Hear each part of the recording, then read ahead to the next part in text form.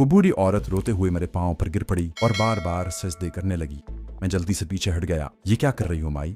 बूढ़ी औरत उठ खड़ी हुई। उसने हाथ जोड़ रखे थे। रोते हुए कहने लगी, बेटा तुम्हें खुदा का वास्ता देती हूँ, मेरी बेटी की जान बचा लो। मैं बड़ा हैरान हुआ कि मैं उसकी बेटी की जान कैसे और कहाँ बचा सकता हूँ। वहाँ सिवाय उस औरत के और मेरे तीसरा कोई भी नहीं था। मैंने कहा, माई मैं तुम्हारी बेटी की जान कैसे बचा सकता हूँ? ये लो 1 रुपया। बूढ़ी औरत ने रोते हुए कहा, बेटा मैं भिखारन नहीं हूँ, मैं मुसीबत की मारी औरत हूँ। मेरी बेटी को ऐसी बीमारी लग गई है कि वो 2 दिन से बेहोश पड़ी है। हमारे गुरुजी ने कहा है कि अगर मैं सूरज गुरूब होने से पहले इस रास्ते पे आकर खड़ी हो जाऊं और मुझे कोई मुसलमान मिल जाए तो मेरी बेटी की जान बच जाएगी। मुझे उस औरत से हमदर्दी पैदा होने लगी थी। बेचारी ममता की मारी थी। मैंने पूछा, माई किसी मुसलमान के मिल जाने से तुम्हारी बेटी की जान कैसे बच सकती है? औरत ने आंसू साड़ी के पल्लू से पूंछते हुए कहा, बेटा गुरुजी ने कहा है कि अगर वो मुसलमान मेरी बेटी को अपने हाथ से पानी पिला दे तो मेरी बेटी भली चंगी हो जाएगी। बेटा मैं कितनी सौभागन हूँ कि मुझे तुम्हारे रूप में एक मुसलमान मिल गया है। मुझ पर दया करो, मुझ पर तरस खाओ। मेरे साथ चलकर अपने हाथ से मेरी बेटी को पानी पिला दो, मेरी बच्ची की जान बच जाएगी। वो मेरी एक ही बेटी है, अगर मर गई तो मैं भी जिंदा नहीं रहूंगी। मैंने सोचा कि अगर मेरे पानी पिलाने से इस औरत की बेटी की जान बच सकती है तो इसके साथ जरूर जाना चाहिए। अगर ये महज तवहम परस्ती है तब भी मुझे इस दुखी माँ के जज्बात का ख्याल करते हुए उसकी बेटी को अपने हाथ से पानी पिला देना चाहिए। इसमें कोई हर्ज की बात नहीं है। इंसानी हमदर्दी का भी यही तकाजा है। मेरी ट्रेन का कुछ पता नहीं था कि कब वापस रवाना होती है। गार्ड ने तो यूं ही कहा था कि आधी रात को हमें आगे लाइन की हालत बेहतर होने का इंतजार करना पड़ेगा। मैंने औरत से कहा, भाई तुम्हारा घर कितनी दूर है? बूढ़ी औरत ने हाथ बांधकर बेहद खुशी का इजहार करते हुए मेरा बार बार शुक्रिया अदा करते हुए कहा, बेटा वो सामने दरख्तों में है। भगवान तेरा भला करे बेटा, तूने एक दुखिया माँ की पुकार सुन ली। वो मेरे आगे आगे चल पड़ी। रास्ते में उसने मुझे बताया कि हम हिंदू लोग हैं और देविका देवी की पूजा करते हैं, मगर हमारे गुरुजी हिंदू मत के साथ मुसलमानों के धर्म को भी बड़ा अच्छा समझते हैं। इसी वास्ते उन्होंने मेरी बेटी को 2 दिन से बेहोश देखकर कहा था कि अगर इसे कोई मुसलमान अपने हाथ से पानी पिलाएगा तो वो मरेगी नहीं, वरना मर जाएगी। हम दरख्तों के झुंड के करीब होते जा रहे थे। ये दरख्तों के उन्हीं झुंड में से पहला झुंड था जो पहाड़ी के दामन में मुझे उस तरफ मुड़ते ही नजर आए थे। उस तरफ से एक पगडंडी खेतों में से होती हुई रेलवे स्टेशन की तरफ जाती थी, लेकिन मैं उस तरफ न मुड़ा और बूढ़ी औरत के साथ चलता गया। थोड़ी दूर चलने के बाद हम दरख्तों के दरमियान बने हुए बांस और नारियल की शाखों से बने हुए झोंपड़े के पास पहुंच गए। औरत हाथ जोड़कर बोली, बेटा मेरी बेटी अंदर है, अंदर आ जाओ। मैं उसके साथ झोंपड़े में दाखिल हो गया। झोंपड़े में खुश्क पत्तों के फर्श पर एक जवान औरत सीधी लेटी बेसुध पड़ी थी। उसके सर की जानिब मिट्टी के 2 छोटी मटकियां पड़ी थी जिनके ऊपर मिट्टी के प्याले औंधे पड़े थे। मैंने झुककर लड़की को देखा। वो होश में नहीं थी। उसका सांस भी आहिस्ता आहिस्ता चल रहा था। बूढ़ी औरत रोने लगी, बेटी तेरे भाग जाग उठे हैं, मुसलमान भाई तेरी मदद को आ गया है, गुरु जी का वचन पूरा होगा तो तू अच्छी हो जाएगी। बूढ़ी औरत ने जल्दी से एक मटकी में से थोड़ा सा पानी प्याले में डाला और मेरे हाथ में देते हुए कहा, बेटा अपने शुभ हाथों से मेरी बेटी को एक घूंट पिला दे, भगवान मेरी बेटी को अच्छा कर देगा। मुझे क्या एतराज हो सकता था। मैंने बेहोश लड़की का सर थोड़ा सा ऊपर उठाया। उसकी माँ ने लड़की का सर पीछे से दोनों हाथों से थाम लिया। मैंने एक हाथ से लड़की का मुंह थोड़ा सा खोला और प्याला उसके मुंह के साथ लगाकर पानी उसके मुंह में डाल दिया। कुछ देर में लड़की को खांसी आ रही। उसकी बूढ़ी माँ खुशी से निहाल हो गई। उसकी आंखों से खुशी के आंसू बहने लगे। मुझे दुआएं दे दे कर कहती जाती थी, बेटी को होश आ गया, मेरी बच्ची को होश आ गया है, भगवान मेरे मुसलमान बेटे को सारी जिंदगी खुश रखना। ऐ भगवान तूने मेरी इकलौती बच्ची की जान बचा ली। लड़की को होश जरूर आ गया था, मगर उसने अभी आंखें नहीं खोली थीं। बूढ़ी औरत ने लड़की का सर आहिस्ता से खुश्क पत्तों पर रख दिया और हाथ बांधकर बोली, बेटे तूने मुझ बेवा औरत पर बड़ी कृपा की है। अब एक और कृपा करके मेरे हाथ का मीठा शरबत थोड़ा सा पी ले, ये शुभ शगुन है। उसने दूसरी मटकी से मिट्टी के प्याले में शरबत थोड़ा सा डालकर मेरे हाथों में प्याला थमाया और हाथ बांधकर बोली, मेरे बेटे मैं तुम्हारी जन्म जन्म की आभारी रहूंगी, तूने मेरी बच्ची की जान बचा ली। मैंने उस औरत का दिल रखने के लिए शरबत का एक घूंट पी लिया। शरबत शायद गुड़ का था, बड़ा मीठा। मैंने एक ही घूंट पिया और प्याला नीचे रखते हुए कहा, अच्छा माताजी अब मैं चलता हूँ, मुझे स्टेशन पर पहुंचना है। बूढ़ी औरत मेरे कदमों पर गिर गई। वो मेरा शुक्रिया अदा करते हुए रोए जा रही थी। मैं जल्दी से पीछे हट गया। मैंने कहा, माँ ये न करो, ये हमारे मजहब में हराम है। औरत हाथ बांध कर उठ खड़ी हुई। मैंने उस वक्त महसूस किया कि वो मेरी तरफ घूर कर देख रही थी। उसकी आंखों में वो पहले वाला इज्जो इंकिसार और आंसू नहीं थे। इस दौरान लड़की भी उठकर बैठ गई थी। मैं लड़की की तरफ एक निगाह डालकर झोंपड़े से बाहर चला गया। 2-3 कदम चलकर पीछे मुड़कर देखा। दोनों माँ बेटी झोंपड़े के बाहर खड़ी थी और मुझे बड़े गौर से देख रही थी। उनमें से किसी ने भी हाथ जोड़कर मुझे अलविदाई नमस्कार न किया। मैंने दिल में सोचा कि आदमी की जब गरज पूरी हो जाती है तो वो कितना बदल जाता है। मैं बमुश्किल 6-7 कदम चला हूंगा कि मुझे चक्कर आया। ये चक्कर इतना शदीद था कि दरख्त मेरी आंखों के आगे घूम गए और मैं जमीन पर गिर पड़ा। उसके बाद मुझे कोई होश न रहा। जब होश आया तो मैंने अपने आप को बांस की एक चारपाई पर इस तरह जकड़े हुए पाया कि मेरे दोनों हाथ और दोनों पांव चारपाई के साथ बंधे हुए थे। सबसे पहला ख्याल जो मुझे आया वो ये था कि मेरे साथ धोखा हुआ है और वो दोनों औरतें फ्रॉड थीं। सवाल ये था कि जहां मुझे किस लिए लाया गया है, ये कौन लोग हैं, इन्होंने मुझे किस मकसद की खातिर चारपाई पर बांध रखा है। इन सवालों में से किसी का जवाब मेरे पास नहीं था। मैंने पूरा जोर लगाकर अपने हाथों की रस्सियां तोड़ाने की कोशिश की, मगर मेरे दोनों हाथ अलग अलग करके सरहाने की जानिब चारपाई के बांस के साथ इतने पक्के करके बांधे गए थे और रस्सियां कुछ इस किस्म की थीं कि मेरे जोर लगाने से वो मेरी कलाइयों में धंसती महसूस होती थी। मैं हैरान और परेशान भी था और बेबस भी। या अल्लाह, ये मेरे साथ अचानक क्या हो गया है? आखिर वो फ्रॉड औरत कौन थी जिसने एक झूठा ड्रामा रचाकर मुझे अपने जाल में फंसाया और फिर बेहोशी का शरबत पिलाकर मुझे बेहोश कर दिया? ये छोटी सी नीम रोशन कोठरी थी जिसके सामने वाली दीवार के ताक में दिया जल रहा था। कोठरी में सिवाय उस चारपाई के जिस पर मैं जकड़ा हुआ था और कोई शय नजर नहीं आती थी। दीवारें ऐसी लग रही थीं जैसे किसी पहाड़ी के अंदर ये कोठरी बनाई गई हो। दीवार में पत्थर उभरे हुए थे। मैंने महसूस किया कि इसराइली एटमी रॉकेटों वाला ब्लूप्रिंट का तावीज मेरे बाजू के साथ ही बंधा हुआ था। मैंने खुदा का शुक्र अदा किया कि किसी ने ये नहीं उतार लिया। मैं पतलून और जैकेट की जेबों में हाथ नहीं डाल सकता था, वरना देखता कि मेरा बटवा और मेरी डिब्बी में 6 च्युइंगम बम हैं या नहीं। मेरी हालत ऐसी थी कि मुझे खुद अपने आप पर रहम आ गया। इतना बेबस मैंने अपनी जिंदगी में कभी महसूस नहीं किया था। मुझे उस नीम रोशन गार नुमा कोठरी का कोई दरवाजा दिखाई नहीं दे रहा था।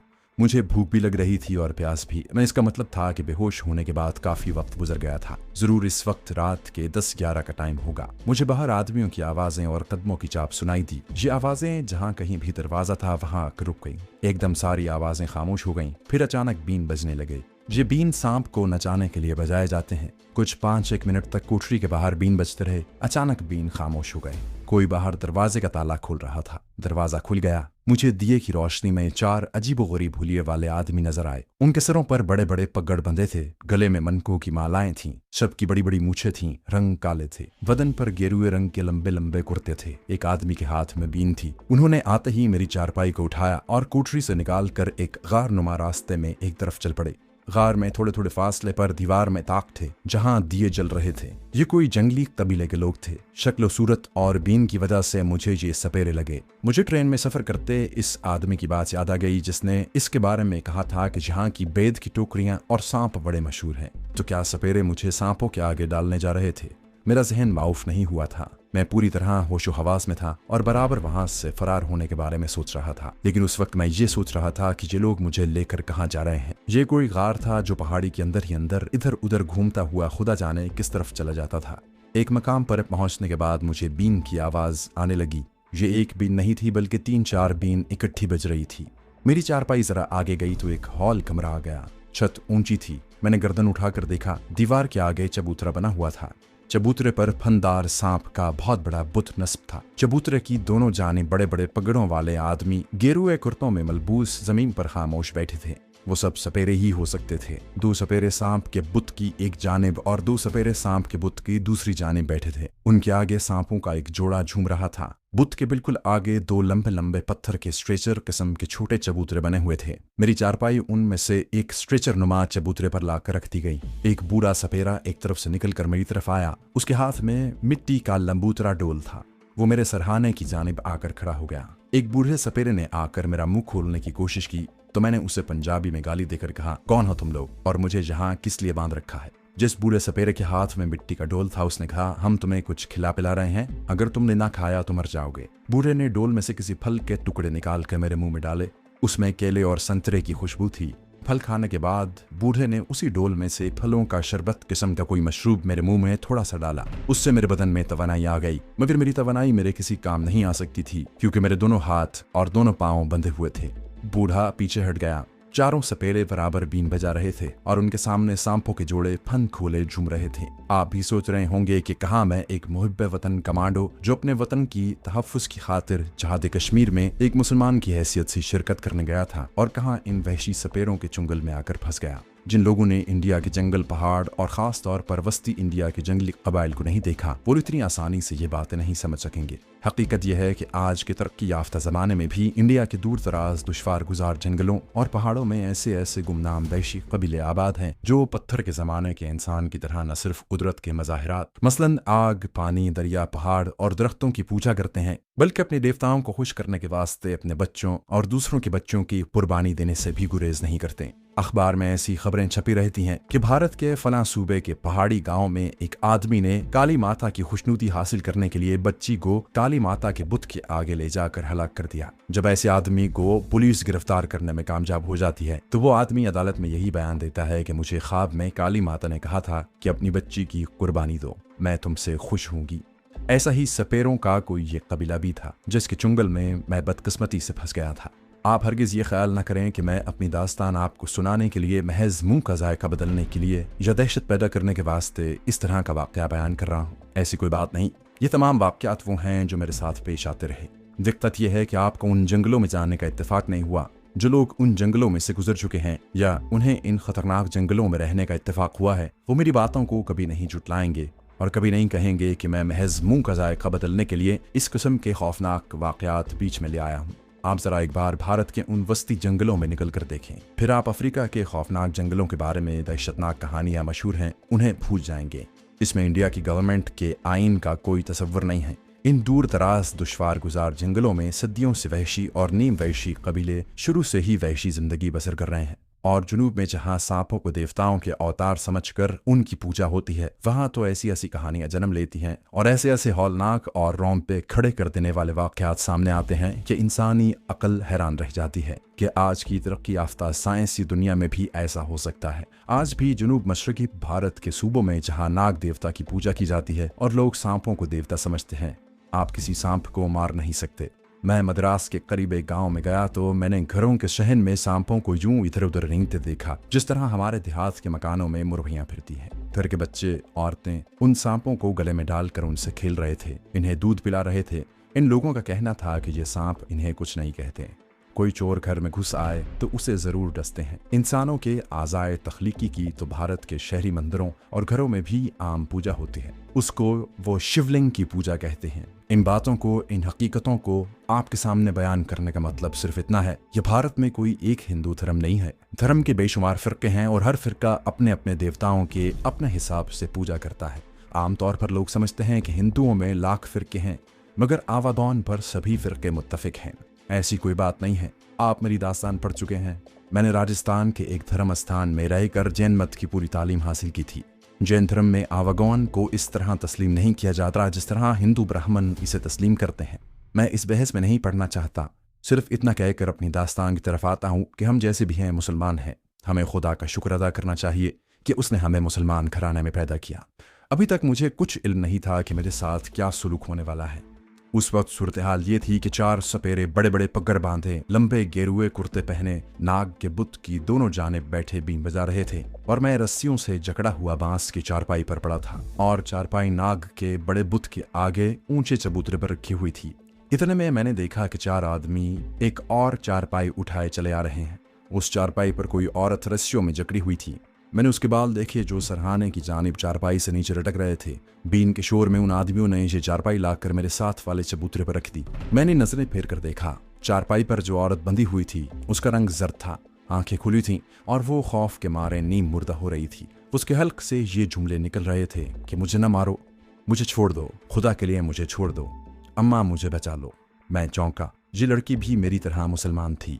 इसका मतलब था कि ये लोग किसी खास मकसद के लिए एक मुसलमान मर्द और एक मुसलमान औरत को पकड़ कर लाए हैं। बीम का शोर बहुत था। इस शोर में दोनों बड़े बड़े पगड़ों वाले बूढ़े सपेरों ने हमारी चारपाइयों के गिर्द चक्कर लगाने शुरू कर दिए। उसके बाद वो नाग देवता के आगे झुककर पीछे हट गया। अब 2 सपेरे हाथों में पटारियां लेकर आगे बढ़े। एक सपेरा लड़की की चारपाई के पास और एक सपेरा मेरी चारपाई के पास खड़ा हो गया। उन्होंने एक ही वक्त में हल्क से अजीब सी आवाजें निकाली और पटारी खोलकर हम पर उड़ेल दी। लड़की की चीखें निकल गईं। पटारी में से छोटे बड़े कितने ही सांप निकलकर हमारे बंधे हुए जिस्म पर रेंगने लगे। मैं खुद भी दहशतज़दा हो गया। कई किस्म के सांप मेरी गर्दन, बाजुओं, टांगों और सीने पर इधर उधर रेंगते फिर रहे थे, मगर उनमें से किसी ने मुझे डसा नहीं था। तमाम सपेरे नारे लगा रहे थे, नागमुनि की जय, नागमुनि की जय। ये खौफनाक खेल या पूजा कोई 10 मिनट तक जारी रही। उसके बाद 4 आदमी लड़की की चारपाई उठाकर ले गए। लड़की यकीनन खौफ के मारे बेहोश हो गई थी क्योंकि उसकी आवाज नहीं निकल रही थी। 4 सपेरों ने मेरी चारपाई उठाई और मुझे मेरी कोठरी में लाकर डाल दिया। मैंने खुदा का शुक्र अदा किया कि मैं अभी तक जिंदा था।